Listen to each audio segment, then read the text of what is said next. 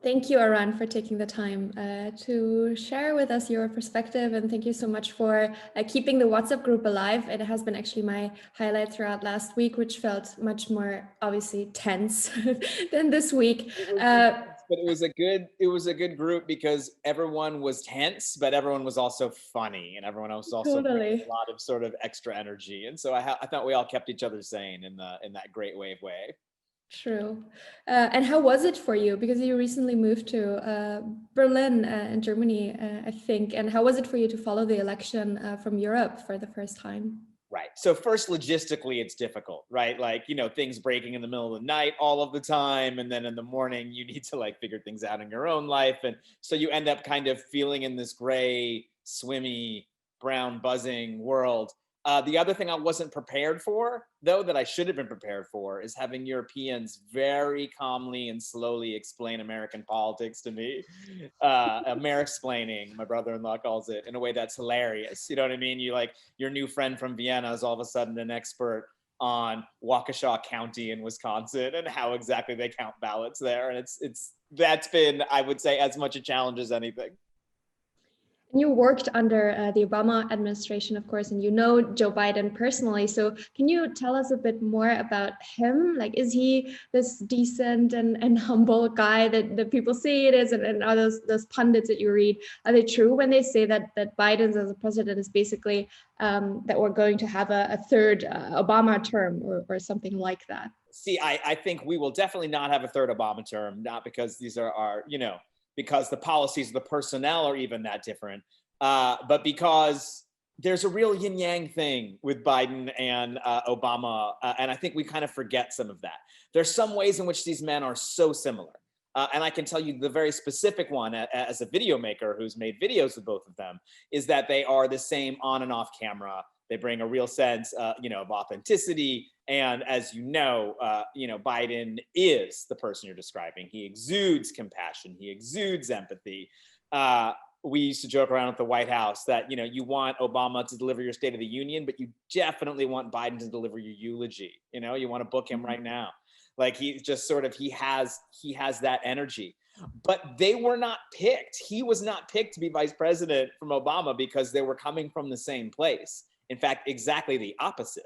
We had a young Black peacenik president, and it seemed like a good counterbalance was an older conservative, especially on foreign policy things, man. And so Joe Biden really did a lot to reinvent himself as Obama's vice president in terms of, I think, policy and political understandings and sort of changing some of maybe his more conservative instincts.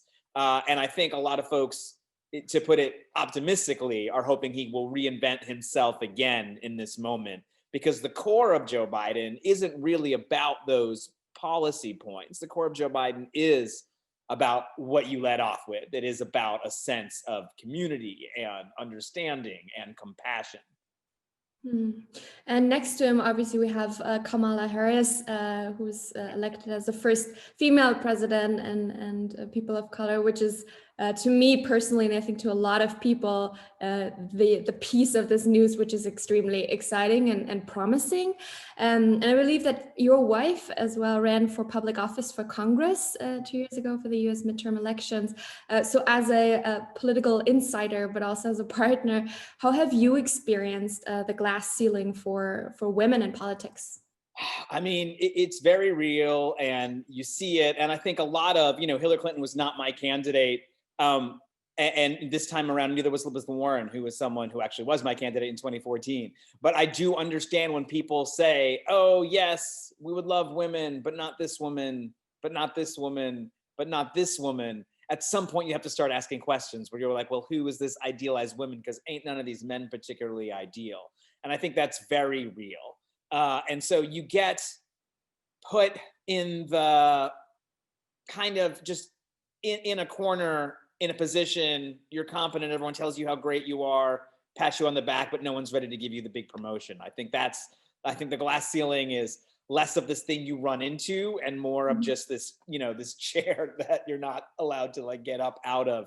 But whatever the analogy, I think it's very real. And I think there's also sort of a woke kind of pink prison in politics, where it becomes about panels of women talking about women's participation in politics, and wouldn't it be great if we had more women? And we're like, wouldn't it be great if these amazing 5 women you put on this panel would talk about what they think about anything else? And so I do think in a certain segment of female politicians, you almost have them being like, I want to talk about anything other than this, because, you know, the idea that my gender is defining my politics is true. Of course it's true. It has to be true. But it can't be the only thing that's interesting. And I think Kamala Harris, in some of her more abrasive ways, you know, she has run afoul of the left wing, and especially of people of color in her home state of California, because of her sort of tough policing instincts. You know, I would say she believes in a muscular police force. And so, you know, the fact that this is actually the battle that was fought during the primaries, rather than is America ready for a Black woman, I think is a sign of progress. The fact that people did find, you know, something else to fight about. True. But I'm interested to see, now that she's the first woman who has achieved constitutional officership in the executive branch, what she does to reach out to some of those other communities who aren't necessarily as jazzed up in the way that many women, many Asian folks are. Also, I will say you got a chance to work with her when she was running for Senate, and, you know, being half Indian and working with someone who is half Indian, I didn't realize sort of how much those representational things could matter. Because, you know, the very first thing she said to me was, do people tell you that you pronounce your own name wrong all the time? And I was like, yes. And we had a hug, and I really did feel seen in that moment. And since then, I feel like, you know, been on the opposite sides of most political arguments, but like you, I share a genuine excitement at seeing kind of a multiple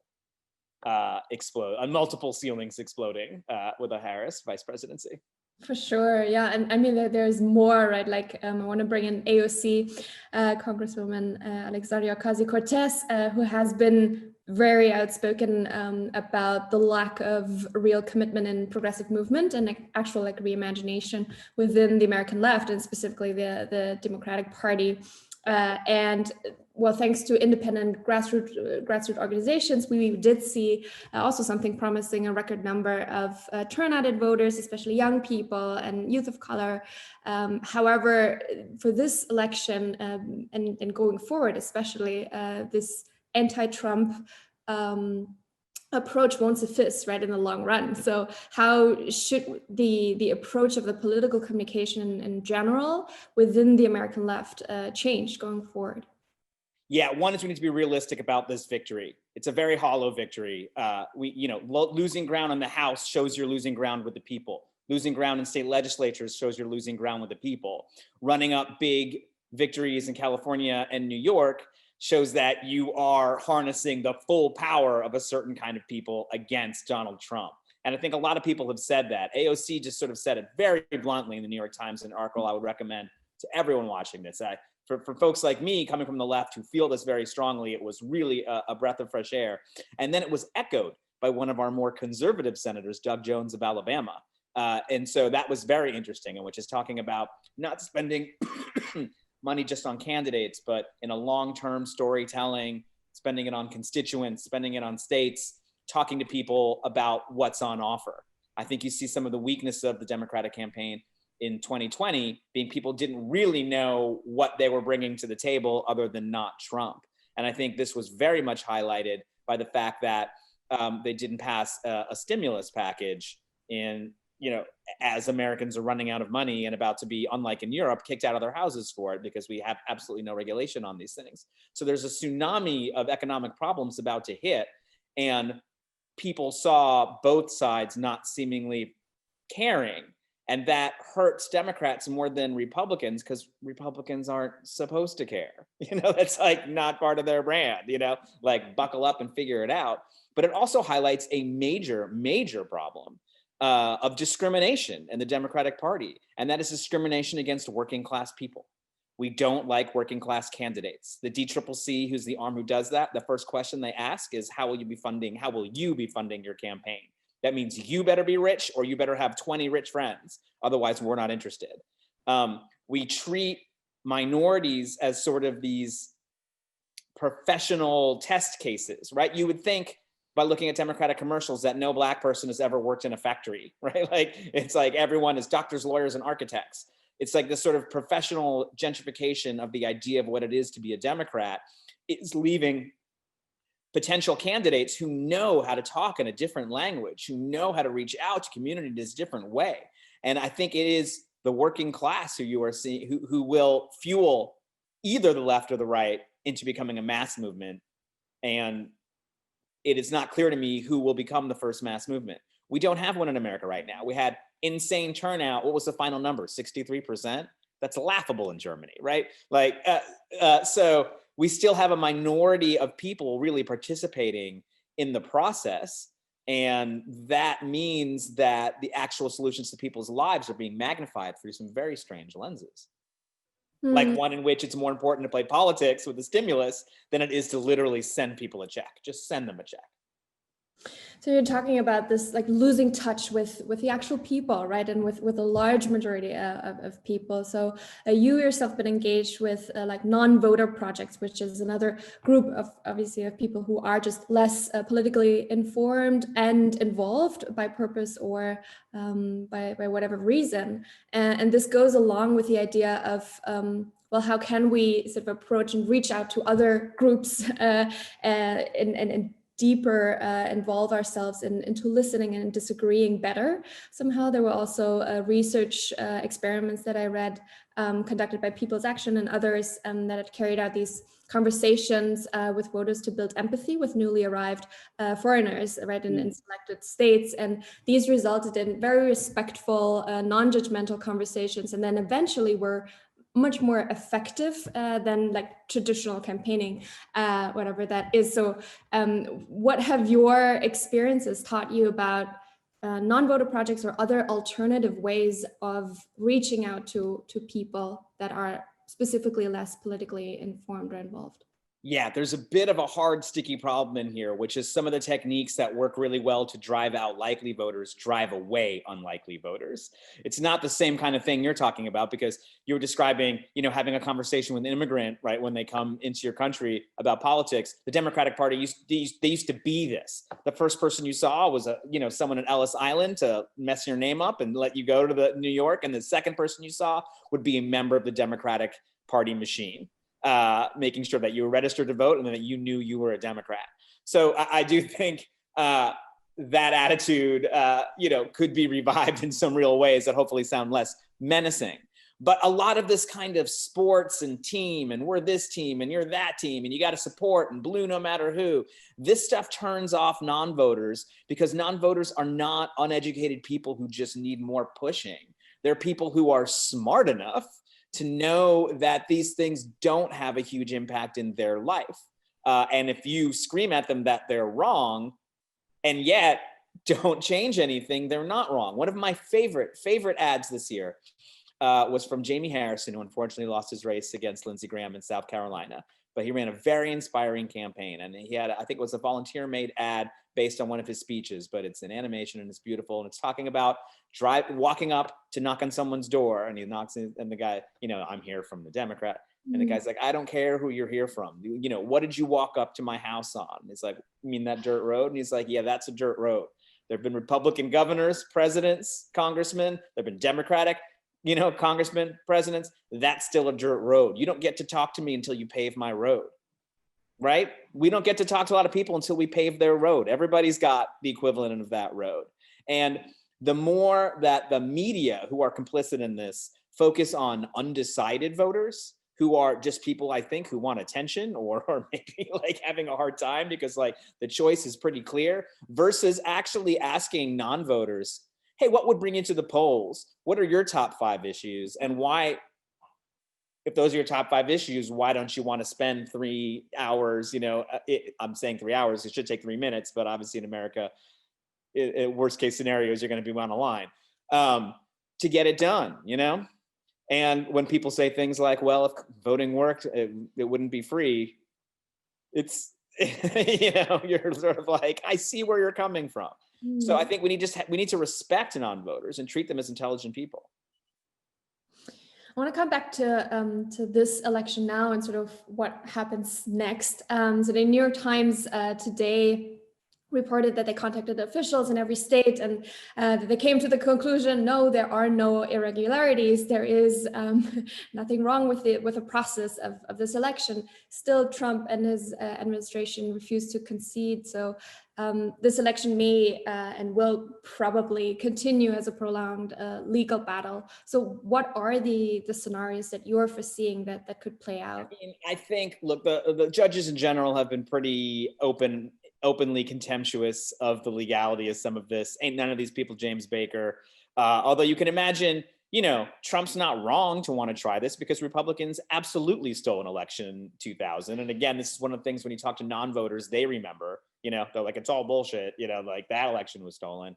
Like, so they're not wrong to try this. I think the real tragedy is that this is going to boil on for a while and just keep with animosity. And because of the way the election was, we can almost guarantee in 4 years there's going to be another very close election in many of the same places we think now.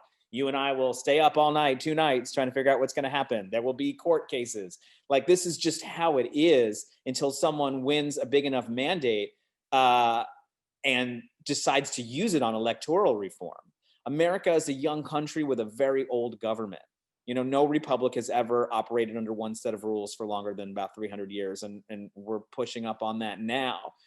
The idea that we have no right to vote, even in the main body of the Constitution, that's absolutely embodied. The idea that there are no standards on how voting goes and we give it to the states.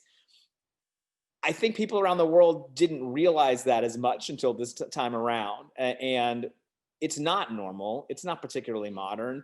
And I think it's something that Democrats should very much consider using some of their political capital now to work on. Let's get some sense around the actual process of voting. It doesn't have to be a horrible chore. In Australia, they get sausages. Yeah, and I want to stick with that, actually, the process and also the electoral college, which I had to look up and dig into and try to make sense of. Terrible college, really. I wouldn't recommend going.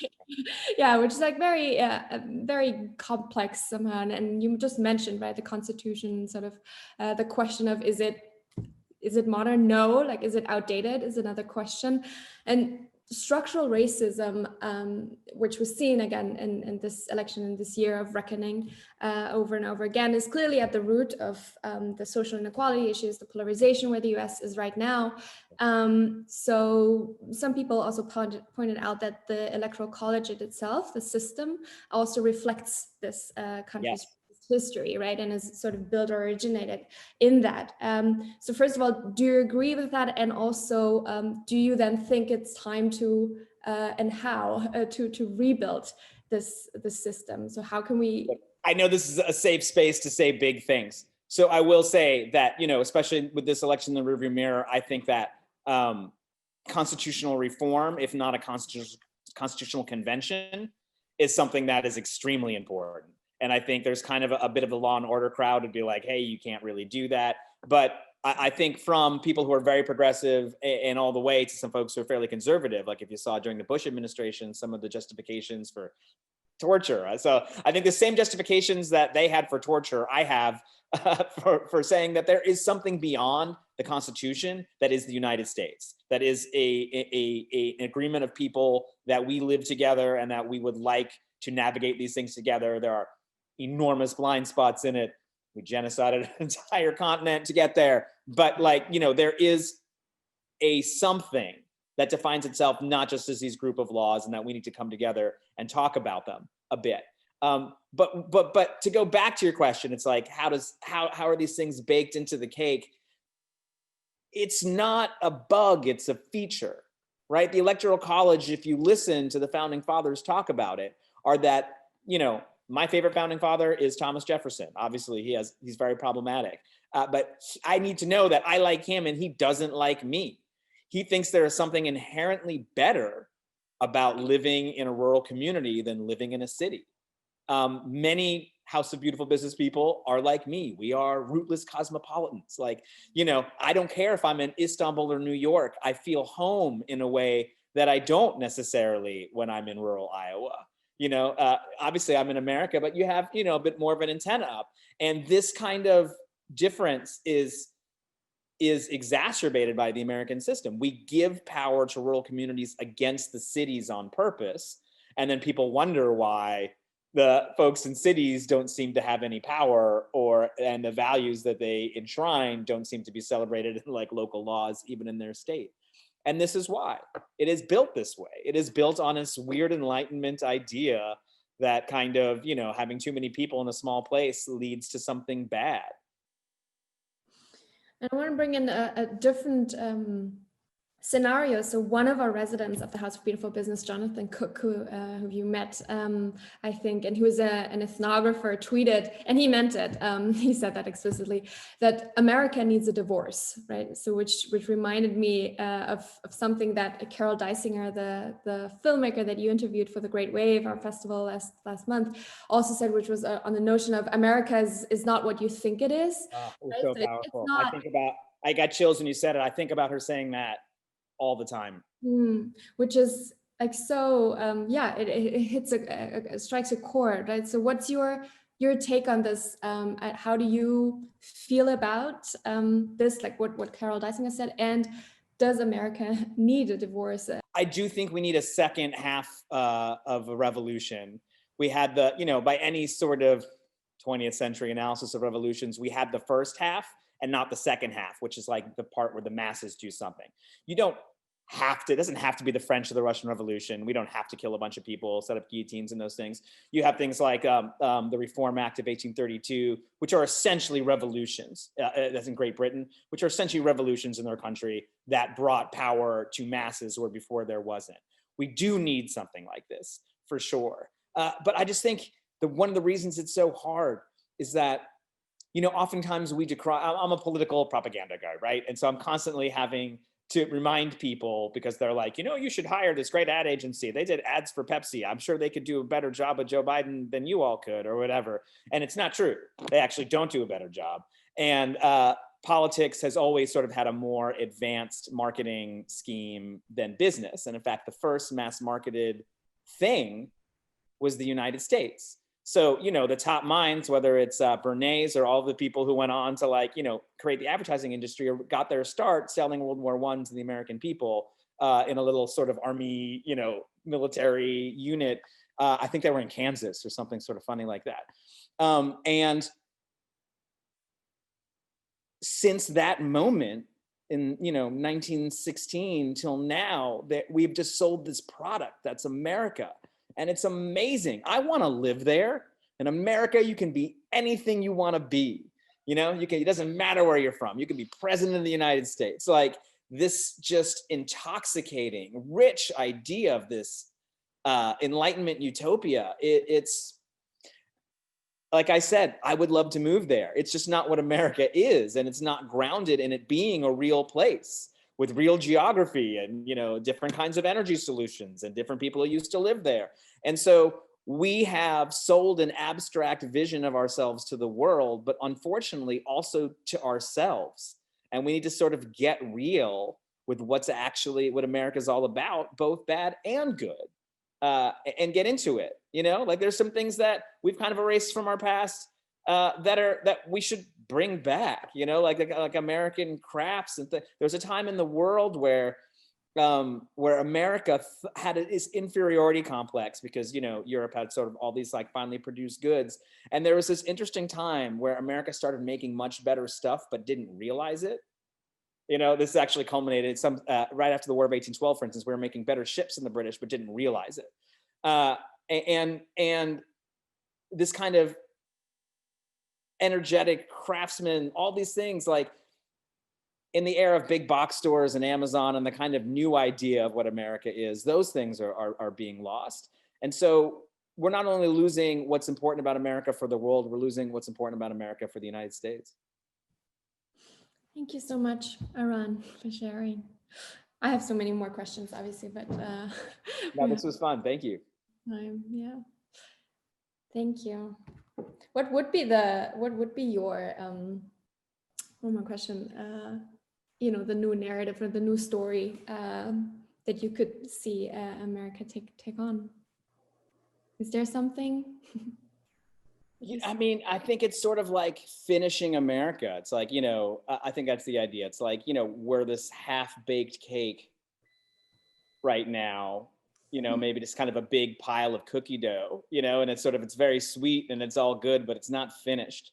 And something has to happen to kind of, bring the experience of the land itself into our government, right? We have this amazingly abstract government, which is what's so attractive about it for so many people, but we do not have an abstract country, much less so than Europe.